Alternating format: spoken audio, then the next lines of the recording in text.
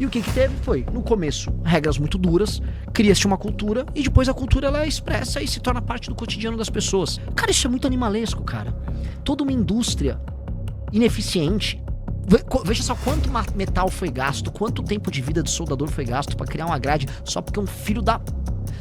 quer invadir a tua casa. Esse cara não vai passar fome. O cara que fica ligando, não, ele queria um pão, e roubou 20 celulares no mês.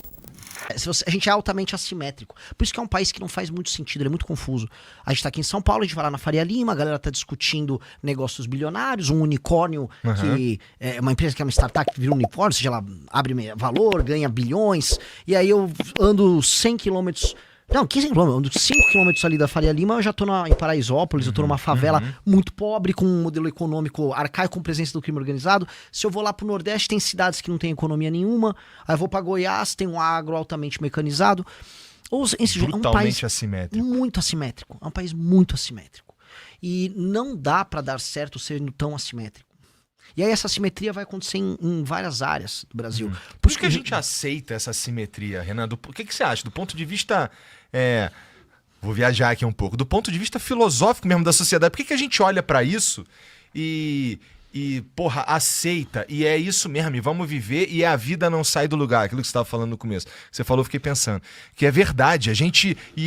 será que é porque a gente não tem nem noção do que é não viver numa realidade de escassez? Porque se tu for lá, o Whindersson Nunes, os pais do Whindersson Nunes, por exemplo, ele conta como era a vida dele ali, e tu fica pensando, cara, porra, assim, tu não consegue nem vislumbrar uma outra realidade, sabe? Ela parece, quando viram a TV, parece vindo de outra dimensão.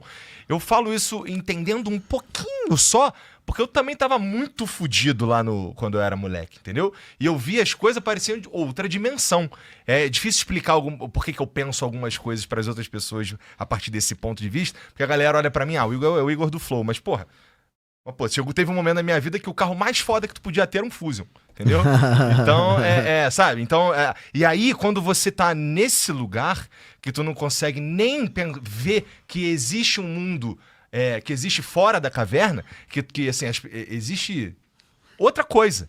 E aí você fica meio que preso nisso e aceita essa condição. Meio que você vira presa pros caras lá, pros caras da JBS, por exemplo. Né? Que é a máquina meio que funciona para esse cara ficar cada vez mais rico. Sim. Porque o cara lá, ele nem sabia.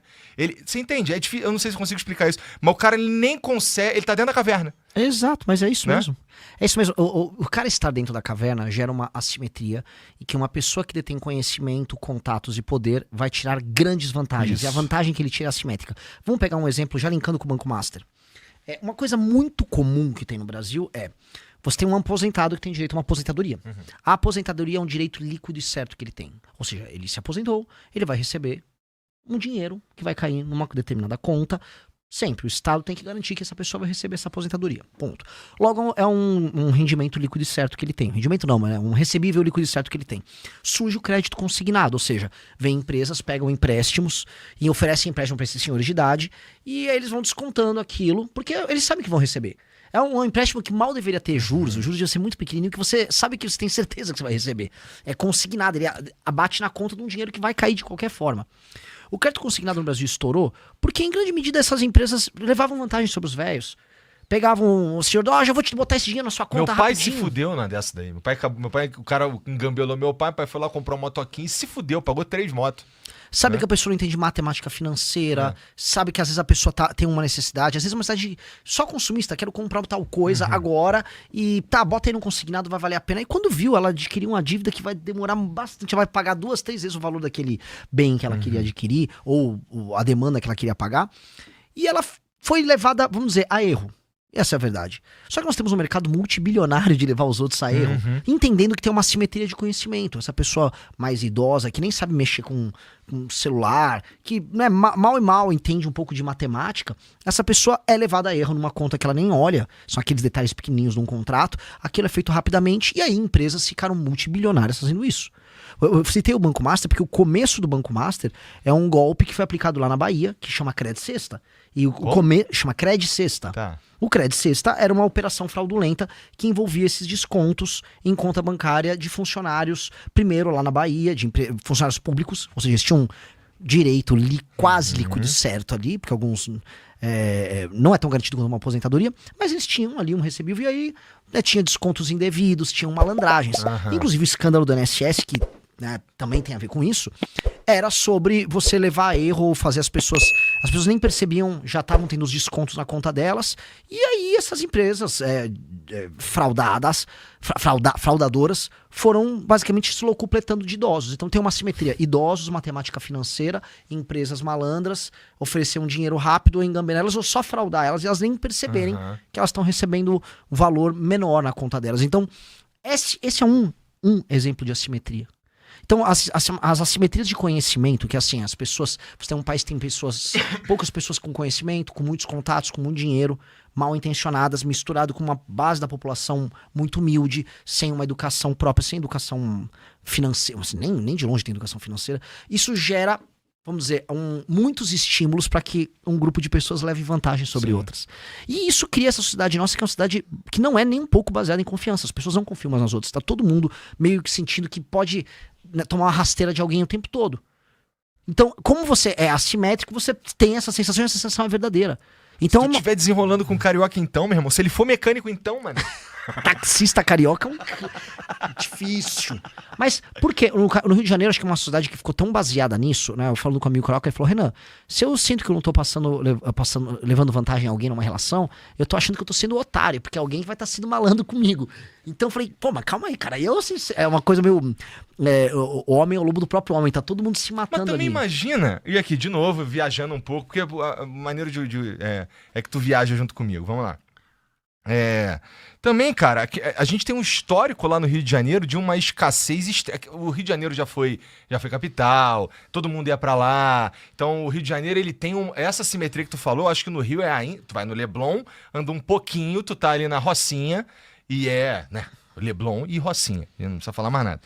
Então uma história muito longa de escassez e de gente que começa muito fodida e tem que se virar e vai se virando, aí gerações vão passando, o cara vai aprendendo que ele tem que se virar e ele vai se virando, aí até que chega o cara que, assim, ele nem precisa mais, mas o avô dele ensinou a se virar, vira uma cultura. E aí virou uma sociedade que se vira. Sim. Aí fudeu, aí, meu irmão, assim, eu tô ligado porque eu olho pras coisas em geral, assim, não que eu não seja feito de otário, né, até porque eu já saí do Rio faz um tempo, tô não praticante, mas... Carioca não praticante. Mas a sensação é meio que, caralho, tu chega meio escaldado em tudo quanto é lugar, não lembro mais porque a gente entrou nessa, cara. Falando de sociedade que não é baseada em confiança, falar que assimetrias de um país que é muito assimétrico, como resolver um país assimétrico?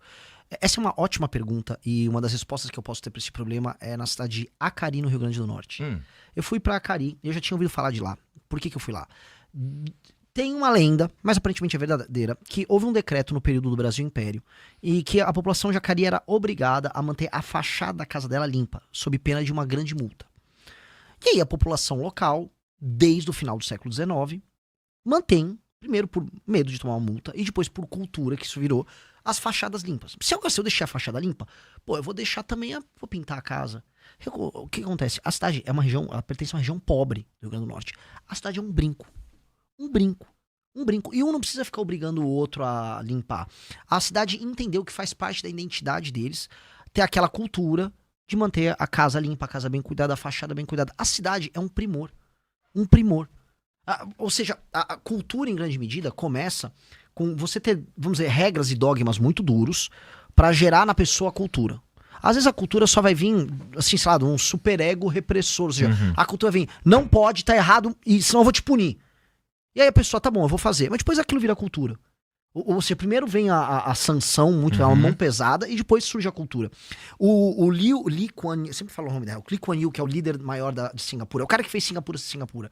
Esse cara é um dos grandes construtores de civilização dos últimos 50, 60 anos. O cara transformou um lugar pobre, pouco importante, num dos lugares mais interessantes, ricos e produtivos do mundo. E ele começou com muita lei e ordem. regras claras para trabalhar, o Estado entendendo assim, liberdade para as pessoas trabalharem e produzirem, de um lado, mas o Estado participando da atividade, ajudando a induzir a economia em certos termos, e lei e ordem como se não houvesse amanhã. Muita lei e ordem. Assim, tinha aquela coisa, se jogou chiclete no chão, você vai tomar multa. Pois bem, muita lei e ordem. O que você criou? Cultura. Hoje as pessoas têm aquela cultura guardada dentro de si. Singapura é um dos lugares mais incríveis do mundo. Todo mundo que vai pra Singapura fala que esse lugar é incrível. E o que teve foi, no começo, regras muito duras, cria-se uma cultura e depois a cultura ela é expressa e se torna parte do cotidiano das pessoas. Então, em algum momento, a gente vai ter que romper com essa cultura que a gente tem de levar vantagem uns sobre os outros e de achar que é natural um grupo de pessoas tá sempre, vamos dizer, se locupletando dos demais. E eu acho que isso tem que vir através de regras muito duras. Fudeu, então, porque a gente vive a sociedade ocidental, diria, de uma forma geral, a gente tá acostumado, a gente tá indo para outro lado. A gente chegou atrasado no bonde da lei e da ordem, e agora, assim, o tempo humano, assim, o mundo, ele tá em outra vibe. Agora a gente tá falando sei lá, legalização da maconha. Agora a gente tá falando de, sei lá, casamento gay. Estamos falando de umas outras coisas que vão pra... Não necessariamente, mas tem a cara de ir pra um lugar de menos lei e mais liberdade, sabe? Sinto isso. Se a gente for... Até porque se a gente for tentar... Se a gente for... Aí, família, olha só. A partir de amanhã... Ninguém pode mais jogar bituca de cigarro na rua, soltar lixo, caralho, porque se tiver, vai dar merda. Eu acho que a gente surta. Que nem... vamos. Você acha? Deixa eu te perguntar um bagulho. Você posso jogar uma pimenta?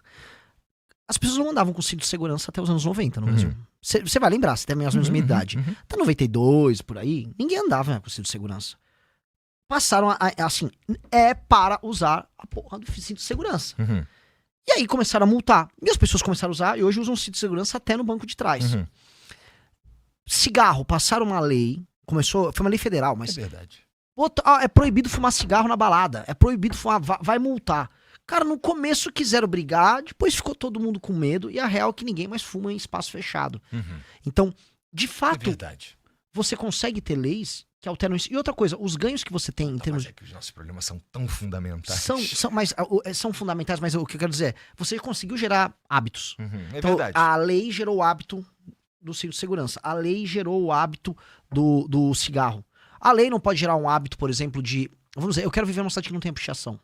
Cara, tem que ter punições muito claras pra quem picha. Você destrói a experiência urbana de qualquer um. A pessoa volta cansada pra cá. Eu fui muito a favor daquela lei cidade limpa pra acabar com o outdoor. Você fica moído mentalmente com a quantidade de informação. Você tá tomando porrada de informação. Também acho que é humilhante pra um trabalhador ficar com barulho em casa na hora que ele tá dormindo. Então tem que ter muita dura contra quem tá fazendo isso. Também acho que a pichação destrói a propriedade e a experiência urbana de todos. Ou seja, uma invasão no espaço dos outros. Vamos meter lei e ordem em todos esses temas que tornam a nossa vida pior. Porque, as nossas cidades no Brasil são muito feias. Quem tá nos assistindo agora sabe, a sua cidade, ela é feia. A cidade de todo mundo é feia. A menos que seja Rio de Janeiro na Zona Sul. Exato, assim, eu tenho uma... tem umas no Nordeste. O problema tem a tripinha do Brasil que é uma legal. Tripinha. O problema é que a tripinha tem a tripinha dela, que é a faixa litorânea. Andou 3 km pra dentro, começa o problema. Andou 3 km pra dentro do... a experiência de quem tá na Barra da Tijuca é diferente da de quem tá em Madureira. Exato. E isso, quando a gente vai pegando pra todos os litorais do Brasil, é uma desgraça. E aí as cidades do interior? As casas nossas têm muro. Toda casa no Brasil tem muro porque a casa vai ser roubada. O Brasil tem a cultura, eu produzi janela de metal. Foi uma empresa que falaram, Renan, você faliu a empresa. Não falei, a empresa não foi a falência. Mas eu fazia porta de janela de aço e eu sempre me discutia, cara, estou em 2009, 2010, e eu tenho que fazer uma janela que ela necessariamente vem com uma grade soldada, porque um sujeito vai pular na janela. E as pessoas fazem questão de ter, e elas iam na loja e testavam se um ser humano não consegue quebrar aquela grade. Cara, isso é muito animalesco, cara. Toda uma indústria ineficiente. Veja só quanto metal foi gasto, quanto tempo de vida de soldador foi gasto pra criar uma grade só porque um filho da... quer invadir a tua casa. Então você tem que meter uma porta de metal e o pessoal quer ver a chapa que usa e se ela vai resistir a um cara meter um chute na porta pra ele entrar. Cara, nós vivemos uma cultura de medo. Então nossas cidades são feias, nossa experiência urbana é uma desgraça. Você acha que o cara, ele tem que... Eu concordo, assim, se a gente for parar pra pensar em todo o desperdício que a sensação de insegurança produz, é maluquice, né? Cara, você narrar o teu dia e todas as decisões que você toma inconscientemente só pra não ser roubado, você vai ver, nossa, eu sou...